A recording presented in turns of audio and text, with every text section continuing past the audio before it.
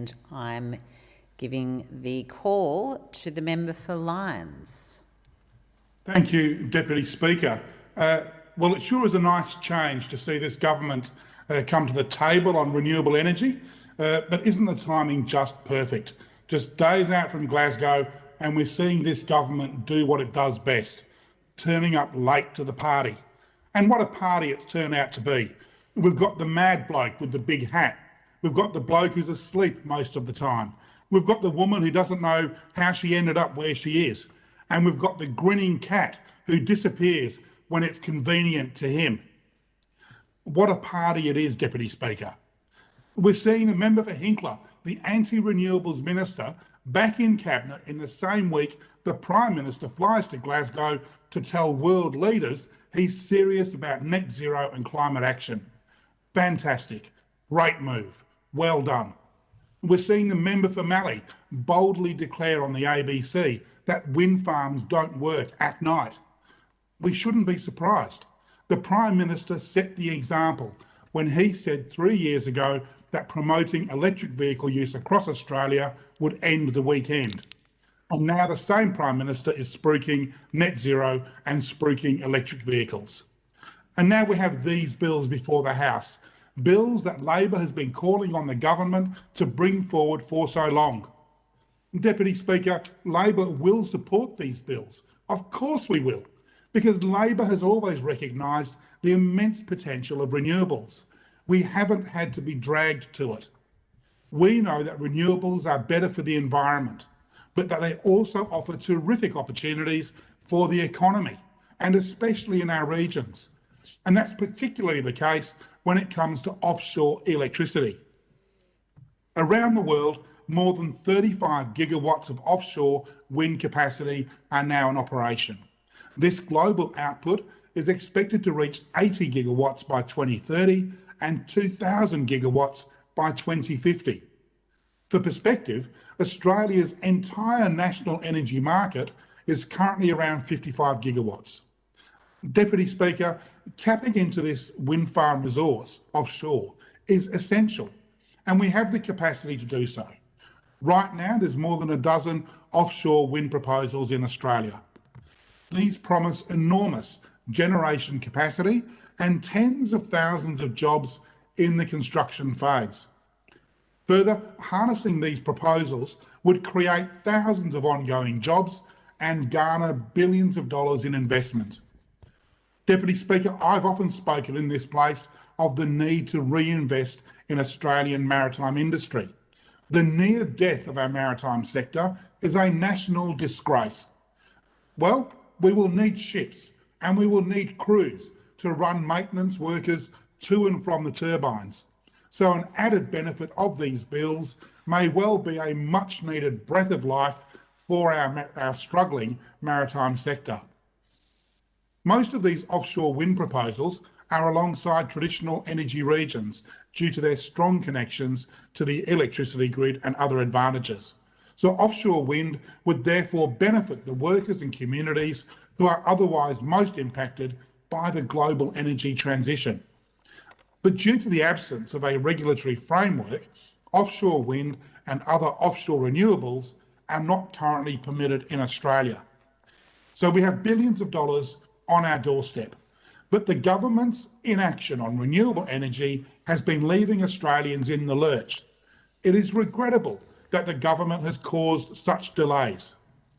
It had promised that, in quotes, the legislative settings and framework aim to be in place and operational by mid-2021, end quote.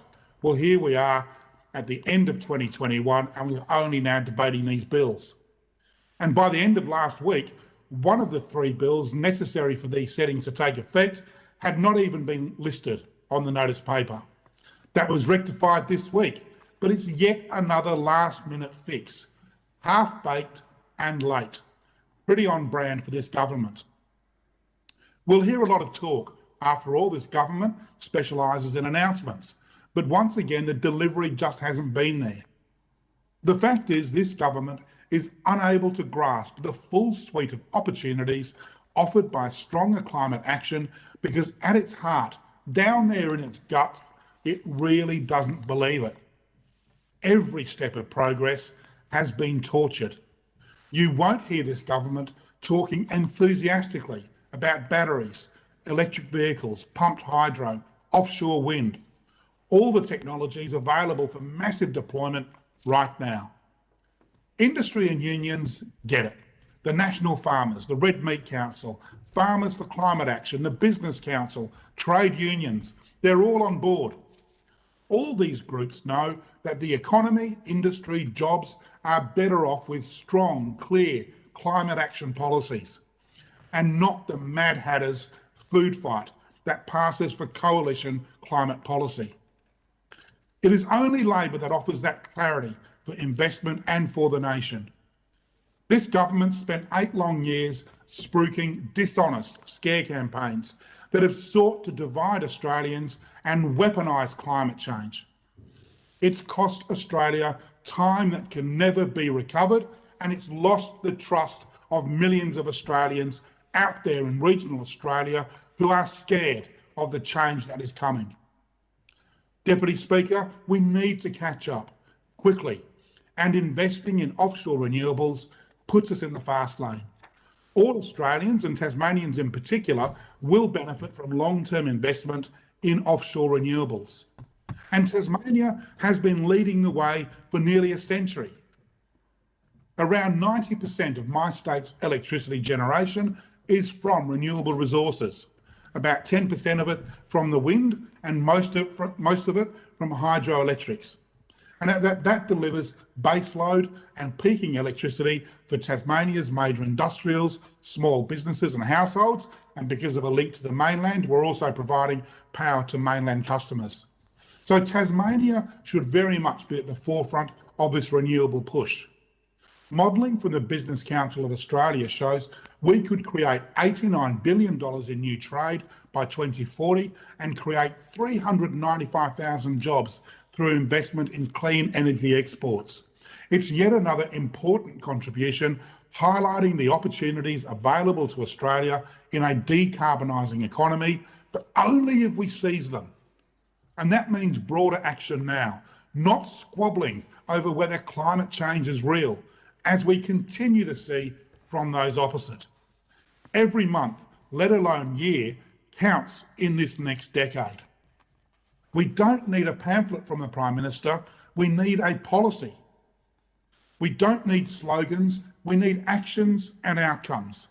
But we can hardly trust the government with this race. Look how they handled the race to secure enough vaccines. It's not a race, it's not a competition. Infamous words from the Prime Minister. Labor, however, understands that, like securing enough vaccines and tackling COVID-19 early, it's important to secure our renewables future and get on the front foot. Deputy Speaker, there is an inevitability about the world's move to net zero emissions. Australia has the capacity to be at the forefront of this shift. But despite having an enviable capacity for both fossil fuels and renewables, which positions us as pioneers for this transition, we are hindered by an ineffective and obstinate and frankly incompetent government. My colleague, the member for McMahon, the Shadow Minister, put it bluntly last week. He said in quotes, "Neglecting the opportunity to become a clean energy export powerhouse would be an unparalleled public policy failure, consigning current and future generations to economic destitution. It would leave Australians picking up the scraps of the greatest economic change since the Industrial Revolution at a premium," end quotes. Just imagine if we'd missed the Industrial Revolution and all the benefits that had brought Australia. Well, under this government, that's the risk we face with this next phase. I couldn't agree more with the member for McMahon. Australia, and my electorate of Lyons in particular, are full of smart and hard-working people who are capable of leading this transition into an exciting economic future led by renewables. The only thing holding them back is those opposite, who seek to continually undermine public faith in renewable energy simply to score political points and to suit their own personal and political gain. So in summary, Deputy Speaker, Labor welcomes these bills because we called for them. The government promised and then delayed them. And while we don't seek to hold up the passing of these bills, they would benefit from further amendments.